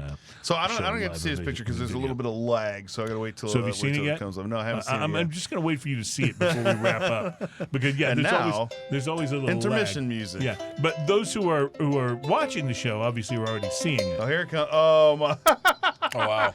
Yeah, so In the picture, he's putting the beat down. yeah, it's total bunny fists of fury. So the newest hero in the Marvel Finish Cinematic Universe is Bunny Man. Yep. And this took place in Florida? Of course it did. Yes. All the best Of stories course start with it the did. Florida man. I've never been to Florida, and I keep on every time it's like I need to visit it like I would visit a zoo. Yeah, Like, yeah. just Right. Look around, take in Florida Man for all he's worth. Well, as far as I'm concerned, that picture, yep, was totally worth doing the story. That's pretty amazing. And that is your drinking news. Drinking news, drinking news. Now it's time for drinking news. Honestly, I don't know if I'd have even done the story if it hadn't been for that picture. That picture was just awesome. I mean, that's why we have to thank that guy from Instagram that posted that. We That need, was to, just we need to go ahead brilliant. and forward that picture on our Facebook as soon as. We yes. definitely should As do soon that. as. We definitely should do that. You were listening to Smoking and Toasting. We're all about craft beer, fine spirits, and hand-rolled cigars. Our guest in the studio today is from No Label Brewing Company. Tom Paynter is a co-owner. He's the marketing director.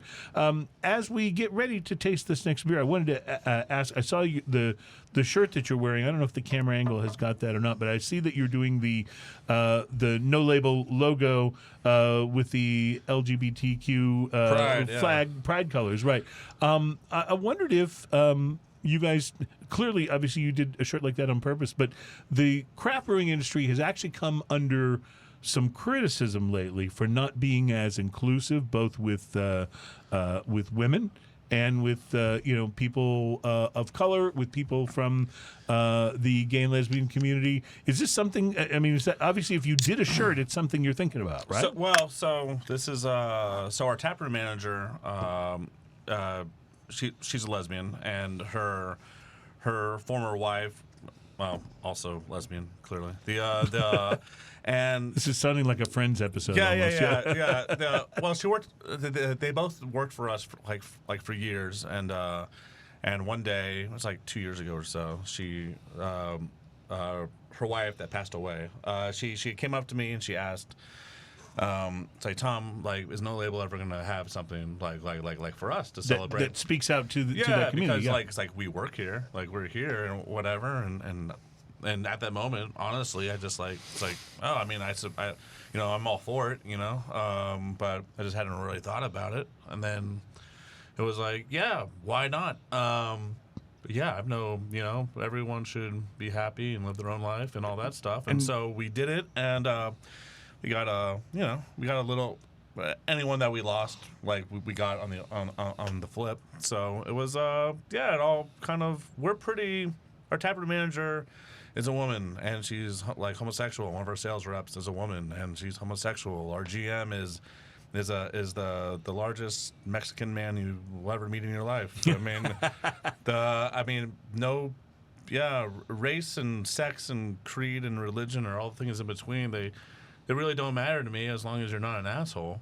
Yeah, absolutely. See, to me, that's the thing. It's like I would much rather hang out with someone who is a different race than I am, or a different gender, or a different sexual orientation, or any of those things than I would to hang out with another white guy who's an asshole. Yeah. You know what I mean?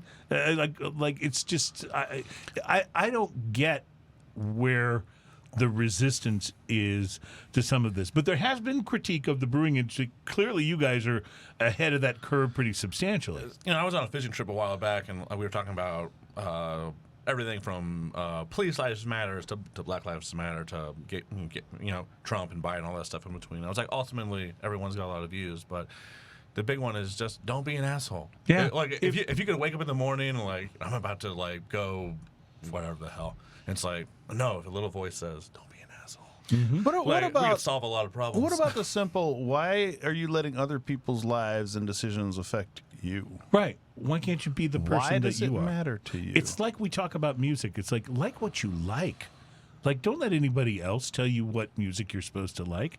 And that's a very much less important thing than how you live your life, right? Well, we got flack on this. And Did you really? And we had hats, and some people were like, well, I'm not going to go to you for the rest of the month. I was like, you could easily just come here and not buy that product, right? Right. I noticed this shirt when he came in, and Yeah. that's why I set a banner back there to just blink different colors. Oh, that's good. It's good that you did. Yeah, we're covering all of the colors from the shirt and from the gay flag in the sign. So, I just think it amazes me that in 2021 that there would be people who would say, well, I'm not going to buy your product because you have a shirt that is supporting gay rights. Which is, That's crazy. That is pretty and mind-boggling. we live in Texas, which is a small business, kind of mind your own type of state, Right. right? Like everyone should, you got to respect like what someone does in their business and their land and their things. Yeah. And so it's weird to have like, well, I respect you up to this point, but I don't like that you are, like, I don't know. It's very strange. Yeah. And so I tell people, anyone has a problem like with this or whatever, it's like we have 24 beers on our tap wall. I mean, if you're really offended by brown ales or hazies, right? So people in the craft beer industry hate hazies. I can't believe you guys would make that. I'm not going to shop here. Right. But why would it keep you from drinking one of the other beers? But would all of a sudden, would that block you from drinking all the other beers? There are traditional, beer purists that, don't like hazies at all. We make them, but you don't have to drink them. So, I mean, it's pretty... Well, I just want to point out, I also like rainbows. Mm-hmm. And I think rainbows are just fine. There's something wrong with liking rainbows. I will say, our taproom manager. She was like, "When are we gonna get more Pride stuff?" And I was like, Lindsay, from a merch perspective, the more colors you have on a shirt, the more expensive the shirt is. That's true. Spoken like a marketing director. This movement has chosen the most expensive label that we could potentially put on anything. Yeah. So I have a solution for you. Then you just have to have a gray logo with gray stripes, and then just print the color, like just red, orange. Just write the word. Yeah, right. Actually, that might be a big selling shirt if you think about it. That's kind of a cool idea. I like it. We should call mycigarshirts.com and have them do one with a cigar. That would work. Well, I think it's absolutely awesome, and I think that if there's, at this point. I remember when Google first started. I remember they had their motto was "Don't be evil." Remember that? Now I don't know if they've stuck to that, but that's a whole other discussion. That's another show. But it is. But I do like your idea. Maybe that could be the unofficial craft brewing motto: is "Don't be an asshole." Yep. I mean, especially in this industry, people will leave no label, go to St. Arnold or go to St. Arnold. Right. No label. And we share a lot of people all the time, a lot of nepotism in the industry. So, don't be an asshole because you never know who you're going to. Because you never know who you're going to be working for later, perhaps. Yeah. That's absolutely right. Yeah, absolutely. So let's talk a little bit about this beer. I love it. I'm on my second cup. I'm a fan of the India Pale Lager style anyway. So obviously an IPL is a lager and not an ale. But are there different things that, other than the difference in the ale and lager process, are there other things that you have to do to create this that are different from an IPA? Or is it essentially the same thing, except it's just where the yeast is and the process and how long it takes? It spends a lot longer in the tank, and the result that you get is you get a very high ABV beer. However, it's incredibly crushable, right? 8%, and doesn't even come close to tasting like that. It doesn't. This tastes lighter than probably the Kolsch, right? Mm-hmm. Yet it's the strongest by a mile. In fact, it's crushable enough, Ian, that I might. And you have crushed yours. And our head brewer, he made we had a beer called Hipster Apocalypse. I remember that. Yes, which is a triple IPA, and it was like 11.2%, and I remember drinking it. I love those. I mean, like oh, this is. But then my hairs on my arm went up, and I'm like, what's the ABV in this? and it's like, it's 11, dude. And I was just like, stop making deceptively aggressive beers. I love those. Those are some of my favorites. Yeah. Well, we've talked about that a lot, about those higher ABV beers that just don't feel like it when they're going down, and that's a dangerous thing. I find myself leaning towards higher ABV beers, not because it has higher ABV, because a lot of the beers that I like tend to be those, higher ABV. When we don't have a brewery on as a guest or a representative like yourself, we generally bring in 3 beers, and Ian kind of lost the privilege of being able to bring the beers in, and it's something that I've taken over completely because good for you. What a great responsibility. He'll start with about 8%. And go up from there.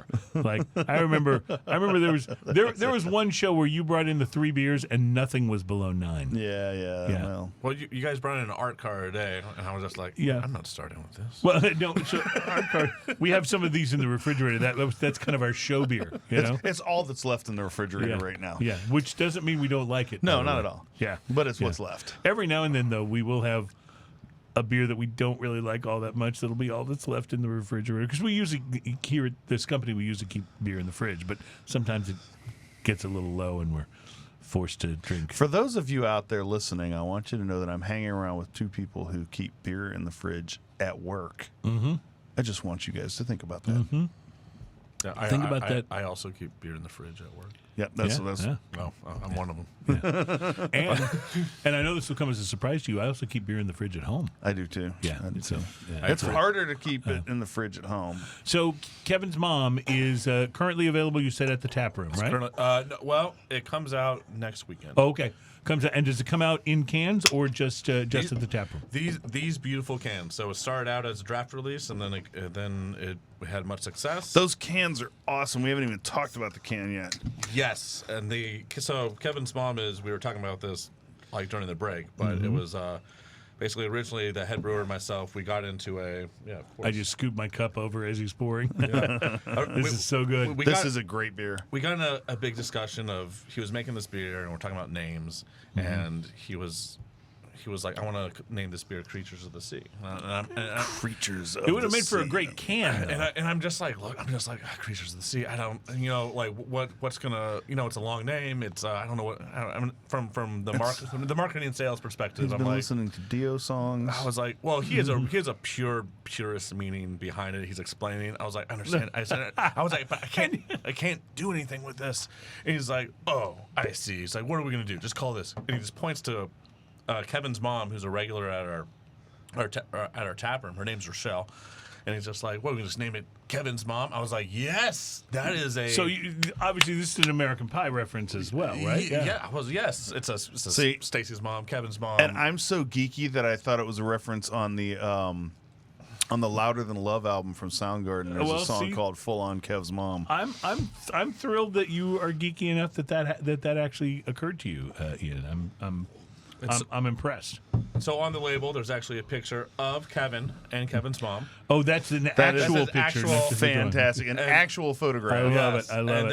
And then we have there's a beer photographer named Joshua Allday, who I told him I'd always put him on the can, but then he left us and he went to Carbach.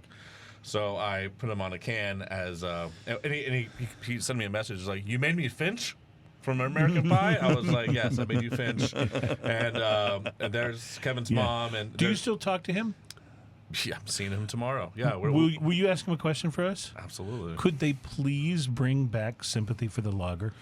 That was one of the best. And things as soon as they made got bought ever. by AB, it went away. Yeah. we were crushed. I It was called it too when he came on the show.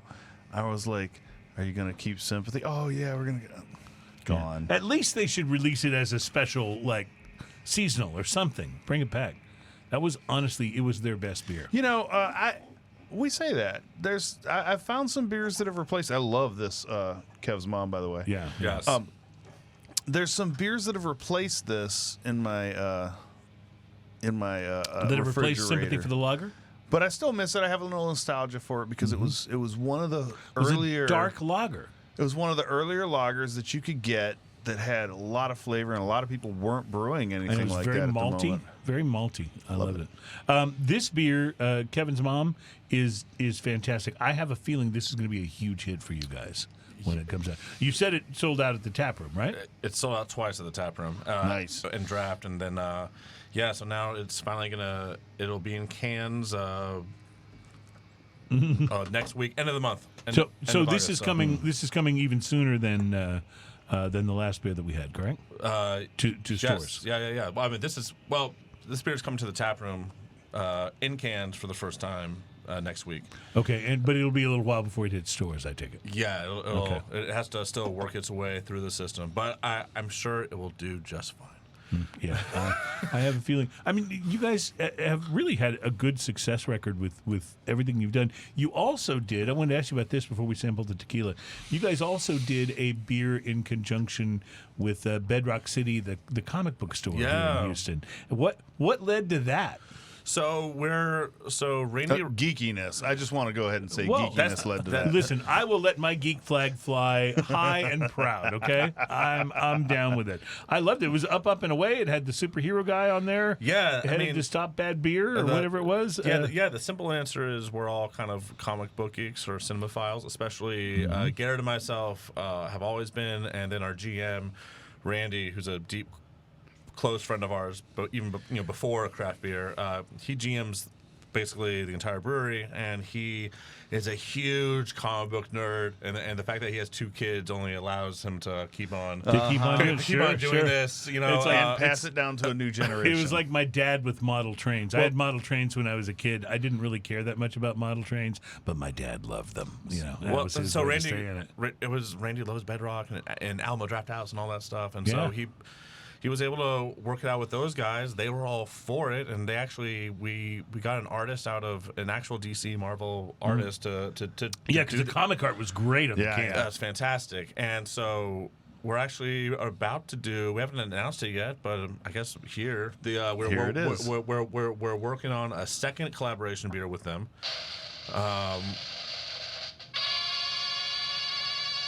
Shabam. Is this one going to be a villain? Thus, it is still in the same universe, up and away universe. Yeah. So basically, the story will kind of continue but it's going to be a different style beer, and we're working on the label. It's weird for that label because it does have a comic book artist of it. Like we're seeing all these renditions of it, and it's That's like so cool. what are you going to do? And everything is just so badass. Yeah. And we won a few craft beer, there were some Brewdies we won, which is like a label award. We won it for Up and Away, and the beer is delicious. The label you just can't help. The beer was great. You just can't help. I bought it instantly, just like boom, done. And Bedrock, they've been huge partners of ours. And on the last release, actually, since stores are open back up, they gave us a handful of comics, and they went around with us as we kind of hid comics in display stands with 6-packs. So that's so cool. If you buy the 6-pack, you get the comic and all that. That's awesome. Yeah. I love it. All right, so because the show has led us here, most important question of the day: best movie Batman. Which actor? Ooh, for me, probably Michael Keaton. Woohoo! Yes. However, that's the right answer. However, in terms of the best Batman movie, I would have to go Dark Knight. I agree. That was the best Batman movie. Yeah. But the best Batman actor I thought was Michael Keaton. Yeah. I thought he nailed it. But really, if you put Batman anything in front of me, I will most likely watch it. Yeah. Even if it's old school, like the '60s Batman, like shooting a shark with spray and kicking it off a boat. Oh, come on! There's something just awesome about that, though. There's something just awesome. I have my shark spray. I love how my they would utility belt. jump on the fireman pole and start sliding down to the Batcave, and then when they got there, they were dressed in their costumes. Yeah. Like, how do you do that sliding down a pole? And then Affleck, for me, he's just he's great. He's also he's like too broody. Like, well, see, we were talking about this on the way earlier today on the way here, Ian and I, and we were saying that Affleck works okay as Batman because he's a little wooden as an actor, and that kind of works as Batman. It's kind of Batman's kind of a stiff character. Yeah, exactly. Exactly. So, but very just for kicks, best movie Superman. Oh, wow, there's only been 3, right? So that's tough because Henry Cavill never spoke. I like him though. I think he looks the part. You know what I mean? No, he's a great actor. Just like it was, Zack Snyder, who wrote those movies and all that. Like it was just him emoting for it was a lot of like beautiful images. Yeah. But it was like he never. It's like there's Batman v Superman. Superman goes to court and he's on trial and he's just about Superman speak and then the courtroom blows up and he just sits there in fire and he's like I didn't get to say anything. He's a stoic superhero. So it would have to be the original Christopher Reeve. Well, it's hard to go wrong there. Did you guys remember the Saturday Night Live episode where they had all the superheroes having an office party? Oh yes, I do. And they're making fun of Superman / Clark Kent because they think when he puts his glasses on, like, oh, we can't tell. We can't tell who you are. It's so funny. Let's talk a little tequila, gentlemen. This is the Adictivo Tequila Aniejo. It is aged in French oak barrels. They had, by the way, because I picked this up at Specs, they had not only this, but the Reposado and the Blanco, and they had an Aniejo Extra, but it was just a little out of my price range, so I went with the Aniejo. So this has an interesting agave and caramel kind of smell to it, as weird as that sounds. yeah, no, you're right. It's on the nose. It's kind of agave and caramel is the primary. And there's thing you definitely pick up. vanilla.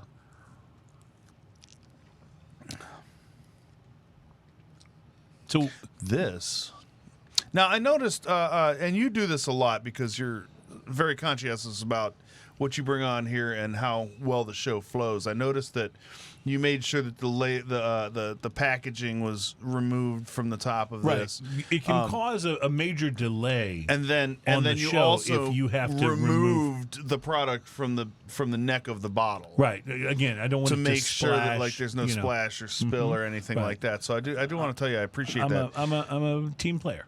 This is one of the most unique and fantastic Well, you know what's interesting? tequilas. What's interesting to me is it almost reminds me a little bit of a rum because it's got such a cinnamon flavor on the The finish. cinnamon, but the retrohale is all pepper, like creamy pepper. It's so bizarrely good. The sort of vanilla and maple notes you get on the nose don't show up except a very late sort of mapley finish comes in. there's a sweetness to it. It's like Yes. it is a really easy drinking tequila. Yeah. That pepper and the retrohale is just, I absolutely love that. There's a low burn. Yes, a low burn. That's a good way to say it. On the bottle, it actually says, according to the Surgeon General, women should not drink alcoholic beverages during pregnancy because of risk of birth defects. Good. I'm glad they were able to include that. Just so I you don't have know. information about the I don't know tequila. much actually about this company, but what I do know is there are so many new tequilas that have hit the market in the last couple of years. And I guess that's true really with every spirit because we're in a kind of a renaissance period for spirits and craft beer. But this is one I just hadn't seen before. The bottle caught my eye, and you'll appreciate this as a marketing director. But I thought if they're trying to get that hard to get my attention, I'll give it a whirl. The bottle is phenomenal, but Absolutely fantastic. But we were talking about this in and around the break, right? Like that top is like something amazing. Oh yeah, because the top has got If you can figure out how to penetrate it. Yeah, the top has got the ability to Where's that sound machine? give you that. Geeky moment. Wiki Brian says, "Don't be evil" is no longer the motto for Google, but I'm not is surprised. the last line in the code of conduct. Oh, interesting. Okay, well, I'm still not sure if they get to even claim that. I'm not sure how non-evil Google is at this point. Well, but- they are listening. Yeah. well, of course is they are. what- They're listening to everything. I have a Google phone, which means it'll shut off any minute now. Yeah, right. Beep, beep, beep. Suddenly, I can't Google no label beer. You guys don't show up. Yeah. Oh, so how much attention do you guys pay to your website? Is that a thing for a brewery these days to have? I mean, do people go to your website to find out more about you, or is it just kind of a thing you sort of have to have so you do? A little column A, a little column B. Yeah, I mean, people still use it. We still get a lot of traction there, and that's where people will. Especially like going on like a show like this or anything else, people will use it as their informational encyclopedia, right? Right. But we have a calendar there. With everything going on in our tap room, that is usually there's a 2-week buffer time, like on events and stuff. But then you can also see all our beers, and people will contact us through there if they're looking for something, and that's usually how people will get a hold of us. But yes, for any craft brewery, like what I love about craft beer is we're so marketing centric. Right. Like, you walk into like a Eureka Heights tap room, and you're like, all right, someone really went to town on basically design language, color schemes. Yeah, like, yeah. It is Their whole corny joke theme. yeah, like everything about it. So socials are definitely where where we soar. And how is, I mean, I think I already know the answer to this, but it's still, I think, a good question. How is the sort of spirit of friendship or cooperation among craft brewers in our area here in the greater Houston area? Is it here's a different way for me to ask the question. Is it as friendly as it seems? Is it like that scene in the Anchorman where the two different networks have the rumble? Yeah. No, I'm just kidding. Yeah, no, I mean, no, it's pretty friendly. I mean, because also, but we've talked about this before. There's a lot of people switch sides a lot, right? Especially, sales reps. They're reps here. They become managers somewhere else, or a brewer, a cellarman here. They're an assistant brewer there. They're a brewer there. Eventually, they're a head brewer here. There's a lot of people that they trade around. So that's the mantra of don't be an asshole, because because if you want to get good talent, you don't want to be the place that everyone just leaves. Right. Yeah, don't be an asshole is credo number one. But everyone is super friendly. Like it's a really good industry. Obviously, there's some competition, but I think a lot of that happens probably more on the distributor side. Right. But Trying to get shelf space and things like that. Yeah. For the most part, we're all one big. We have guild. We had guild meetings. They went on pause during COVID, and they just recently came back, and kind of that, and also the same reason that I took on doing that radio show responsibilities, because I really do miss these people, and it was really good to see these friends again. And Just out of curiosity, at the guild meeting, who brings the beer? so the guild meetings, they switch. There are a different brewery every time. Oh, okay, so it's at the brewery. I and the need brewery to go provides the beer. undercover. Yeah. Yeah, I think it'd be a good smoking and toasting assignment for you, Ian, to go undercover at a guild meeting or at a series of guild meetings. They are a lot of fun, and I think it's going to get real. They go down a dark rabbit hole. Typically, the breweries will close down, and then all of a sudden people come in, and then it's just kind of like the taps are open. Yeah. Have fun, and it's great because during COVID, all this stuff got put on pause. Sure. And not being able to see people, and it was horrible. And Well, we very much appreciate you being on the show today. We're going to take a break before we come back and wrap up, but 4 very, very good beers and a pretty interesting tequila. this tequila is delicious. Yeah, I mean, it's It's quite good. really, really good. Yeah. Addictivo, Adictivo, Addictivo. It's going to mess up Tequila. the rest of my day in a good way, but I was just telling Ian how I try not to schedule too much important stuff after the show. Yeah, exactly. It's not so much that I'm, incapable of working. It's that I'm incapable of wanting to work. Right. Yes. It's the motivation is more of a struggle. But in any case, we're going to take a break and we'll be back to wrap this one up. It's Smoking and Toasting, and it's show number 247, and we'll be right back. Yes. Why do I love You that like so that one, don't you? It never seems to actually fit when you do it, but you just like it.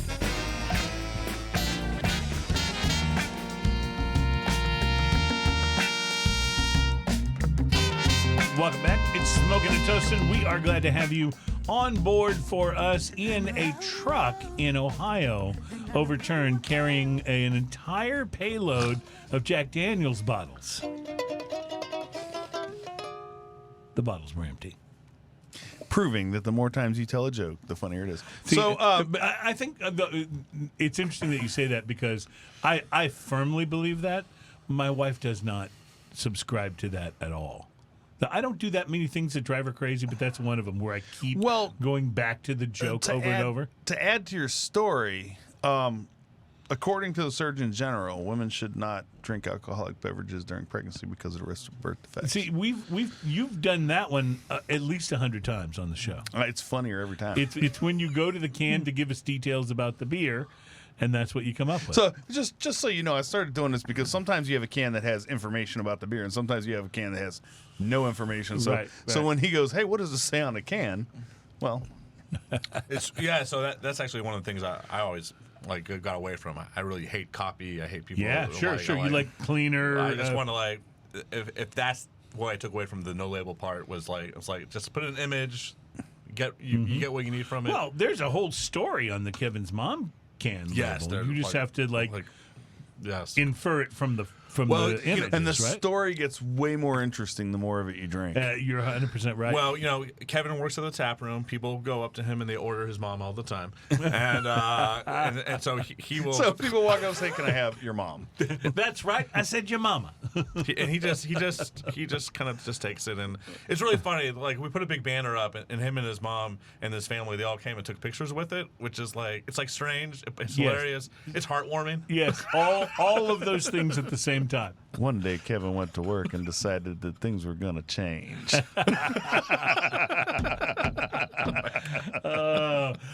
Mentioned this earlier, but I just wanted to follow up with the fact that if you are excited about Sam Adams and PepsiCo collaborating to do Hard Mountain Dew, that it will be available in early 2022, so you'll be able to be on the And now lookout they can for say, that. "Do hard." Yeah. Boston Beer will develop and produce the drink. Pepsi will create an entirely new entity to sell, deliver, and market the beverage, because that's what multi-billion-dollar corporations Do the hard do. Yeah, do the hard do. That's what it's going to be like. So, I really Do hard do. I'm just coming up with phrases for him now. Isn't that a Stevie Wonder song? Do do. But this show has really taken a serious detour here in the final segment, hasn't it? Really want to say thank you to Tom Paynter. Tom is the co-owner, marketing director with No Label Brewing Company. You guys make great beers. I mean, every one of these was fantastic today. Thank you, guys. Yeah. And this, really has been one of the most enjoyable kind of interview experiences thank you. I've ever been a part of. And I've been a part of many. So. We think that the amount of alcohol consumed does contribute to that. This table looks a little like what my room did when I was in my mid-20s. Yeah. Like, it's just like there's just beer and liquor just scattered Beer across. and bottles and cups. And, Yeah, I love it. We would go with the red Solo cups, which would make it even more like that experience. But it's a little harder to see the color of the beer. True. In that. Ian tried, by the way, during a very long stretch of this show, to go with red Solo cups for his drinking cup in every episode, trying to get them to sign on as a sponsor, but we were unsuccessful. So I dropped them. Yeah, we were unsuccessful. So I dropped them. I've dropped plenty of red Solo cups in my day. I can just say. No, you guys, tap room is fully open at this point, right? 7 days a week, more often than not, coming in at 3, and like in the parties kick in. On the weekends, we open at noon. And as long as people are there drinking, we'll usually stay open. You So- generally have a food truck out there? Or, But we have at least one food truck at all times. Plus, we have a pet vendor on site. We are building a restaurant as we speak. So, Wow. Are you still doing the hot dogs? no, we've moved on for more than just hot dogs. But every once in a while, that still happens. Makes a return appearance. But you're doing a full restaurant. That's awesome. We are doing a full a restaurant. Yeah, we're building it right now. We have plenty of space out there, and so we're actually we're converting one of our older buildings into said restaurant, and it's actually it's a lot of fun. Man. I mean, all this stuff is like a lot of fun. It's like now food pairings, and then our head brewer is like, we need to have a house beer just in the restaurant. That's all there is. And I was like, I like that idea. Oh, yeah. Fantastic. I'm liking everything you're saying. That's awesome. So, well, thank you so much. Thank you guys for making such great beer, and thanks for coming on the show and sharing this much of it with us. We give them all a huge thumbs up. Everything we had today I thought was just wonderfully balanced and tasty. And if you guys have a Clusterfuck 300 show, make sure to invite me back. Oh, 'cause you'll yeah, be invited. absolutely. There's no question. It's going to be. Absolutely. I don't know what it's going to look like yet, but I know it's going to be ugly and it's going to be wonderful. That's CF 300. You're describing my ex-girlfriend. That's fantastic. CF 300 AF. Thank you, everyone, for being a part of the program today. I'm going to need Ian, just so I can toast us out. I'm going to need just a little more of that last beer of Kevin's mom. Yep. I just drank the I rest. started to just say I'm going to need a little more of Kevin's mom, and that sounded so wrong in so many ways that I just wanted to specify that it was the beer. Thank you again, Tom, for coming on the show and for sharing these beers with us. We've had a wonderful time, and we look forward to having you back again. You know, you guys do like special releases and limited things all the time, so Yes, we do. don't feel that you need to be a stranger. Come back on and let's do this again. Yeah, love reach it. out whenever you got new stuff coming out. We don't need to wait another 247 shows before we have you on again. You are correct, sir. All right, perfect. Thank you to everybody for being a part of this. Thanks to our guys on the show notes. And as we like to say, Cheers, y'all.